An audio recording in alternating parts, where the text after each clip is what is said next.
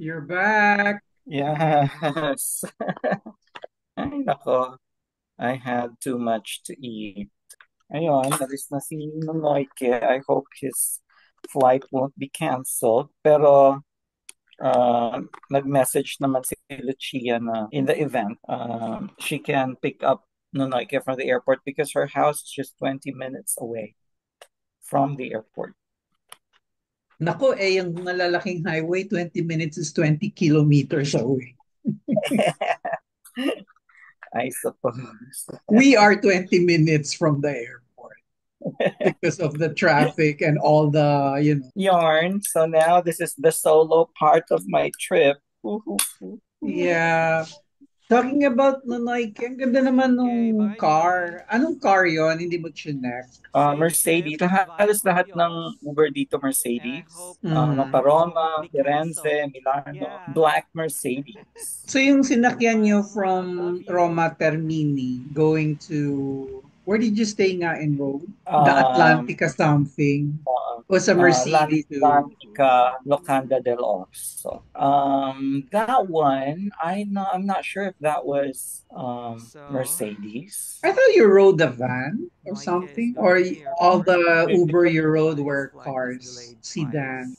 Was a sedan, but I don't know if that was a Mercedes. I associate yung mga Mercedes kasi with black, black Yeah, cars like these, limo services ang dating. parang limo. So, baka mamaya ako ganito. Magkano yung ganun? Yun yung sabi mo may flat rate. What is the rate? Basta airport. Pag sa airport, ang flat rate was 55 euros. Ano yun? Kahit anong distance? Yeah, go, Or basta may ano within yun? May zoning yun.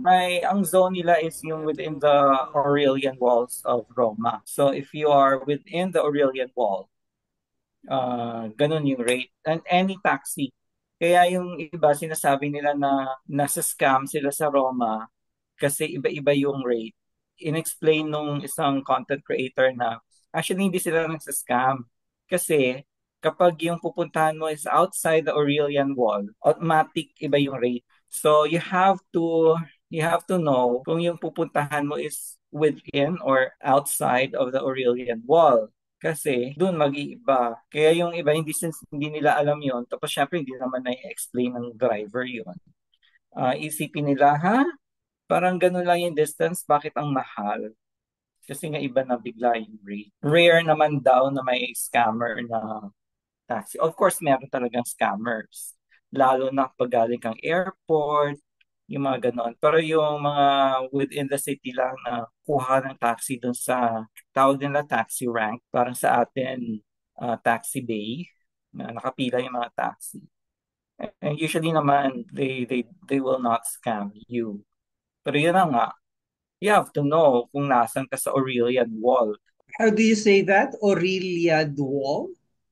Yeah, Aurelian. Aurelian. Ano bang Aurelian? Is that a district? I don't know, but it's their ancient wall, parang sa Intramuros, ganon. Kasi sa Mm. Roma, ang Roma kasi para siyang malaking Intramuros, 'di ba? It's surrounded by that wall. So, yun yung indication nila ng taxi rate. Kaloka. So, may physical wall. May physical wall talaga. It's ano nga ang tawag mo dyan? Rampart? Parang ramparts. Oo. So, malaki yan. Ang laki nung coverage ng wall. Malaki. Halos yung mga lahat ng pinupuntahan sa Roma is Is within that within that. wall. So, if you are just going, halimbawa, from Coloseo, magta-taxi ka to, say, Vaticano, it's within that wall. Pero yun na nga, like halimbawa, yung monasteryo, yung kumbento na tinirhan ni Ces, hindi ko na alam, baka outside the Aurelian wall na. Yung Vatican, nasa loob nun. Yeah. Wala kang picture ng Aurelian Wall. It dictates Kasi, the mga so many things in. I did not know that till you mentioned that word. It somehow wala dictates how life is managed in in Rome. Roma. So, wala akong picture kasi nga, I was forever within the Aurelian Wall. Doon lang naman kami sa loob ng Aurelian Wall, paikot-ikot. So, hindi ko na siya na-seen.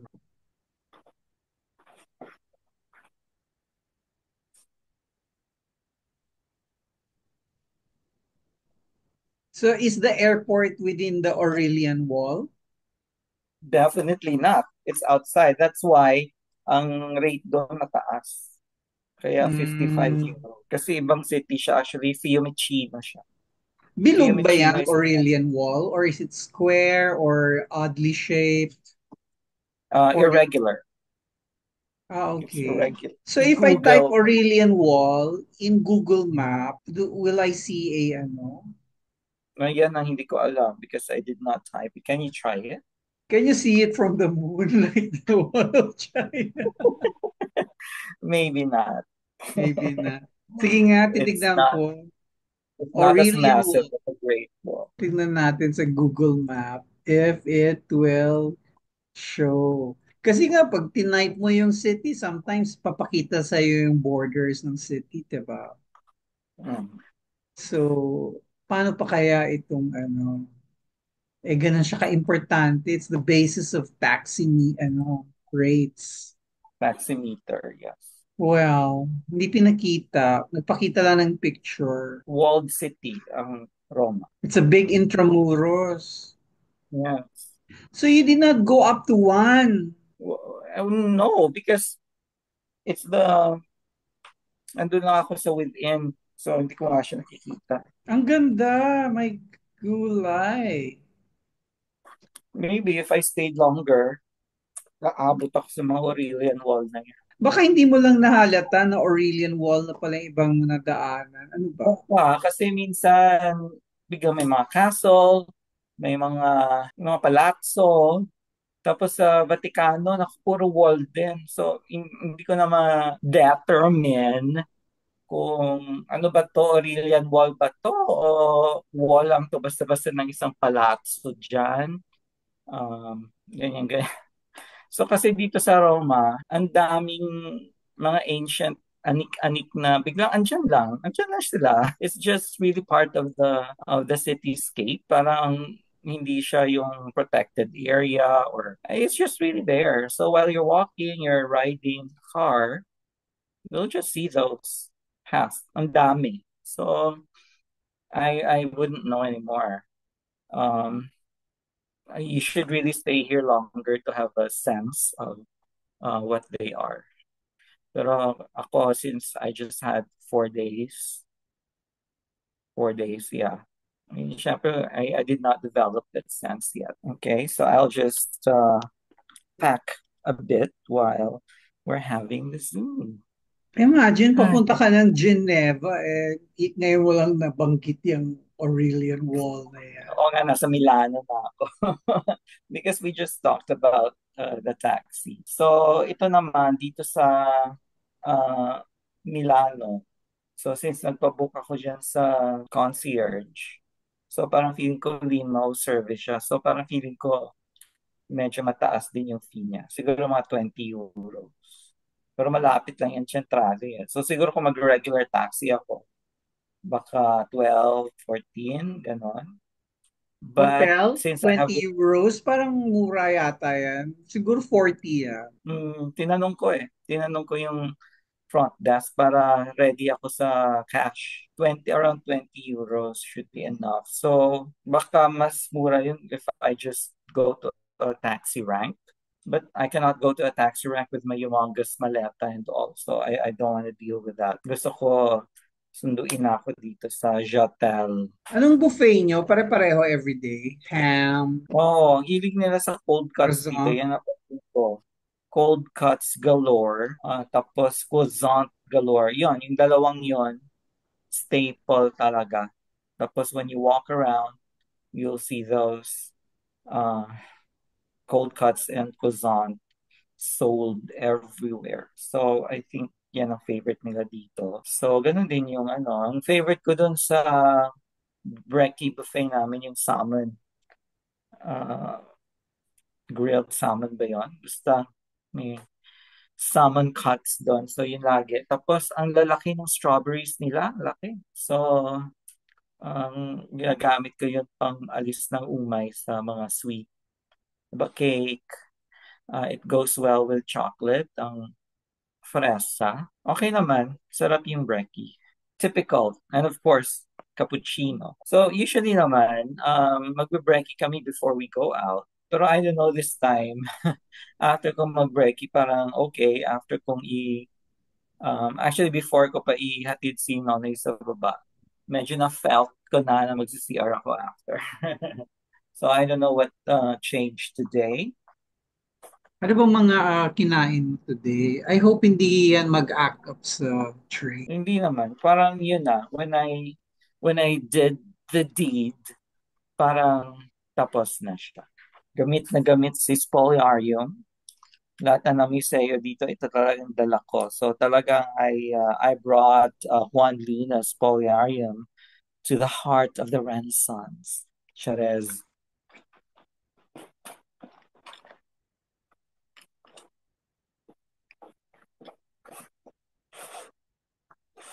Nakakita ka ng mga ka-contemporary ng Spoliari. Yung first floor, which is actually second floor ng Uffizi, medyo may mga mas later works na. So, Baroque onwards. Siguro doon. Pero since hindi na namin na-explore talaga, inano ko lang eh, in-identify ko na lang yung mga gusto ko, yung mga Artemisia Gentileschi, ganyan. So, hindi ko na na-explore yung buong floor na yun kasi super pagoda na si Nonoy. And also, ako naman parang TMI na din. So, I'm sure meron pang siguro mga mas latter works. Kasi ang Spoliarium parang ando na yun sa mga realism, romanticism era na eh. Pag ganun na siya. Modern art. 2 days ago, nung nagpunta kami sa terasa ng Duomo. So, syempre dumaan din kami sa museum ng Duomo. Doon sa kabilang hall, may exhibition si Edward Munch. Who? Yung Edward Edward Munch. who? Munch. Parang Munch. Munch. Munch. Pero Munch. Oo, Munch ang pronunciation. Siya yung gumawa ng The Scream. May ganon. Wala naman yun sa plano. Tapos, I don't know lang kung magkano yung ticket doon. So, hindi ko na rin inalam. Pero that would have been a nice exhibition kasi Munch. So, anyway, I hope I will see that in Prague. Kasi sa kanilang National Museum, baka may ang Prague kasi medyo latter na siya yung after Renaissance. Contemporary art na. So, baka I'll see some more contemporary artworks in Prague sa kanilang National Gallery or National Museum. Tapos may museum din Mhm. si Alphonse Mucha. I also want to go there. So, yun ang aking... so, balik art ako pagdating ng Prague. So, break muna sa art dito sa Switzerland. Depende kung saan ako gustong dalhin ng classmate ko. Siya na lang yung bahala. Ayoko nang i-overthink itong part ng, ng trip na to kasi masyado na ako nag-overthink. So, I just want to relax. High school yan, no? Classmate. No, this is UP Ah, dentistry. you dent. Okay. Yan Kaya yung kilala ano, ni Paul. yan yung mga nalilito ako. Si Porthos is UP Si Dent. Pothos kasi both eh. Si Pothos kasi high school batchmate ko and at the same time nag-UP din siya. So UP Dent yung, din siya. so So kilala for ni, a couple of years. so kilala ni Porthos yung mga umattend sa party sa Santa Rosa. Oo, kilala niya yun. Yes. So, kaya si Potas, marami kaming common friends kasi na encompass niya ang both high school and Dent. Ah, So, marami kaming connection. so ano pang ganap dyan sa hotel? Baka may mga naiwang ka, pagpagin mo yung mga ano, Ito, I will sa see. likod ng Baka may ano, iwan. throw pillows. Yes, I will check. And also the bed and the CR. So, ano muna, I'll, I'll pack a bit. Tapos mag-ulit tayo before I leave. All right. Okay? Okay. Okay. Ciao. Ciao.